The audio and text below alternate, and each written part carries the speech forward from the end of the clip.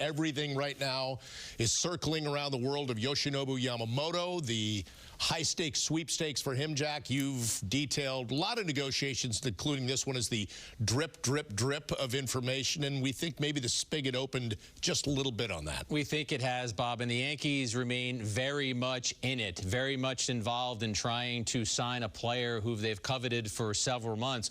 We've covered these negotiations very intensely lately, but the Yankees have had their eye on Yamamoto for a long time. This is the time frame in which he and his agent were accepting offers. We can surmise, with the amount of interest that the Yankees have had, that they have made a substantial offer to him. When you look at the fact that the Giants, according to a West Coast report, have been told that they are out in their ability to sign Yamamoto, this incremental movement is telling you that he is inching closer to a decision. There are surely multiple offers out there. The Yankees have felt strongly about their position at all times. They feel they made a great presentation to him, talking about his legacy in New York and how he can be a star on the marquee for a brand global name in the Yankees. So we're monitoring this. Bob, I've got the phone right here. We're waiting for any texts, any emails. We're casting the net wide. And stay tuned to this show because you don't know what's going to happen across the next 60 minutes. You and I have done a few shows when you had the ringer on. Is it on or off, just to be sure, in case something comes through? The ringer is off, but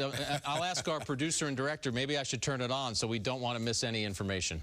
Yankees manager Aaron Boone, Mike Medin says turn it on, by the way, was at a charity event today. He spoke to the media, including our pal Brian Hoke, and said about Yamamoto, he wants to be great. He's been looking forward to this. There's some similarities between him and Garrett Cole and how dedicated and disciplined they are.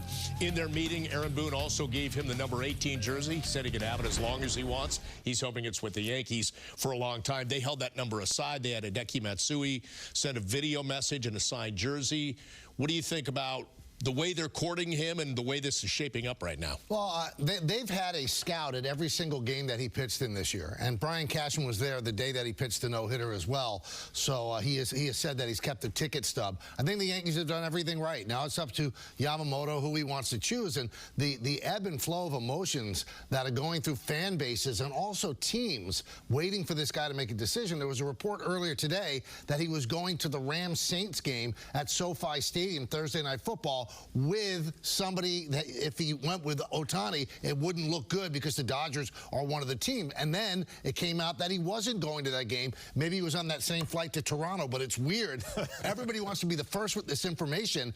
Jack's handling it the right way. Jack is reporting the stuff that he absolutely knows, but people are just throwing darts right now, and I think a lot of fan bases are holding their breath. Yeah, I have to give Yamamoto and his agent some credit with this one, Jack. I don't know if you would agree, but they've kept everything so quiet that you're guessing. Everybody's trying to figure out what he wants to do, where he wants to go. And from the Yankees' perspective, they feel good about the pitch that they have given him, right? They gave him the jersey with number 18. They had Hideki Matsui do a video, also signed a jersey for him. So they gave their pitch. But I would sit back if I was the Yankees and say, here's financially what we are thinking, but we're also the New York Yankees, okay? We have all the history, we have the tradition, we have all the World Series, and we have the brightest stage in the world to play baseball. If you want to be a part of this, we would love to have you. I think everything that you just said was presented to him because that is what the Yankees have to sell more than any other team. When you talk about a team that has the best history in Major League Baseball history,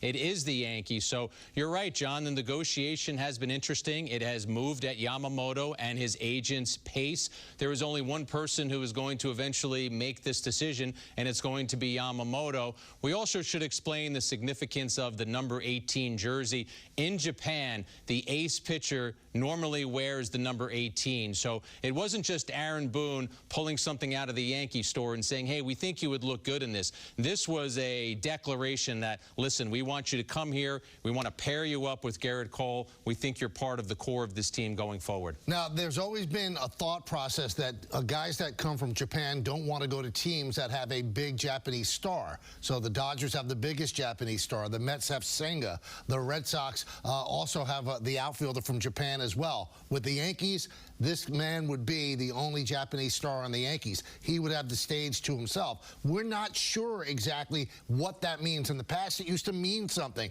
Teams didn't want to, guys didn't want to go to a team with a great star because they'd have to share the spotlight. With the Yankees, the spotlight would be his, and the Yankees would become then a team like they did with Matsui in Japan that would be on every single day. Every Yankee game would be broadcast live in Japan.